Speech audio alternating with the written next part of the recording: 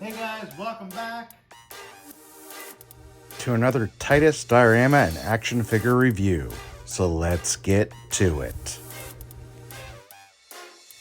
Today we're going to be taking a look at Battle Cat from Mattel, part of their Masters of the Universe line. And as you can see here, comes in some really great window box packaging, some really great artwork at the top. You can see Battle Cat and the armor he comes with. The side of the packaging just kind of continues on that artwork from the front. The back of the packaging again has some really nice artwork here. Has Castle Grayskull in the back there. You can see the action figures here, so you can have Battle Cat with the armor on or with the armor off. Of course, the difference between this Battle Cat and the Battle Cat from back in the day is that it is posable, so you can move them around. You can see some of the other figures in this particular lineup. And with that stated, a couple things I'm going to mention here real quick is I do want to pick up Panther. I had Battle Cat and Panther back in the day. And I'm pretty sure I'm going to keep the packaging because I really like the packaging or the packaging artwork here. I think I also might get my hands on a Skeletor so I can have He-Man and Battle Cat facing off against Skeletor and Panther. Let's go ahead and get Battle Cat out of the packaging and we'll take a better look. Alright guys, so here's Battle Cat out of the packaging, and I really like this particular Battle Cat. I like the sculpting. I do like the armor, which is removable, so it just pops off. I think, if I remember right, the armor on the original Battle Cat from way back in the day had a little piece that this clipped into to hold it on there, but this fits snug enough around the head to actually sit on there without it popping off. Really done a great job with the sculpting here. I think it looks great. I love that they did the eyes as well. The back piece here, or back piece of armor, connects on just the same way as it did on the original toy. It's got a little clip that slides through, clips on there, and it can be taken off. And it does swivel a little bit, and it is a little bit of adjustable in there, so it can form fit around Battle Cat himself.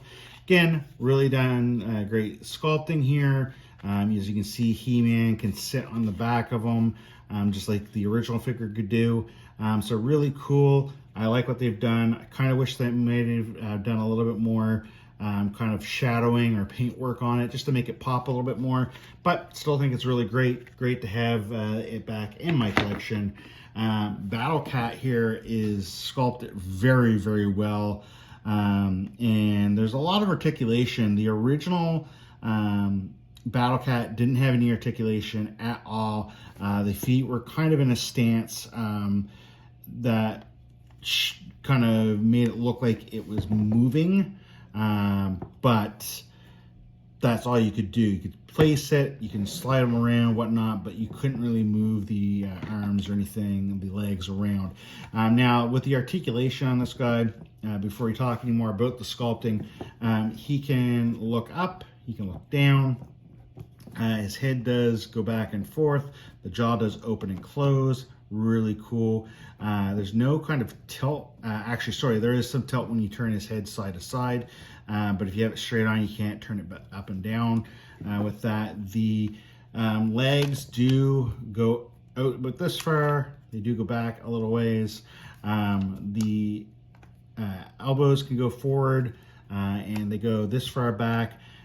Same thing with the back leg. You can bend it back quite a ways, and you can move back quite a ways here, but no hip movement up here, just the swivel back and forth.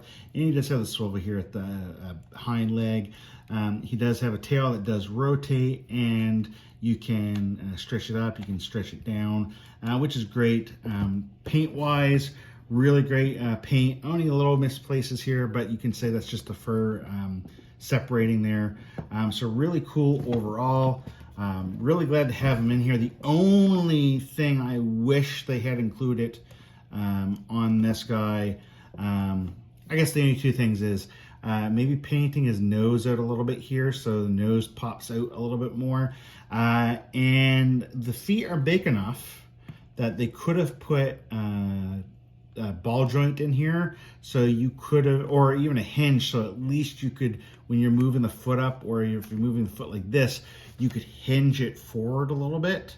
So that way, if you're making him look like he's walking, you can have it down.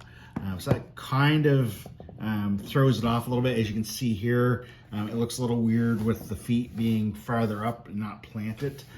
So really, with all the articulation that you have with this guy, you're pretty much limited to this kind of a stance if you want all his feet to be sitting on the floor, the ground, the table properly. But that's really my only gripe with this guy. I'm really, really glad to have him in my collection. He's going to go up along my Castle Grayskull, along with a few of the other figures that I now have. And that's it, guys. I hope that you liked the video. If you did, click the like button. If you're not already subscribed to my YouTube channel, click the subscription button. And as always, guys, stay nerdy.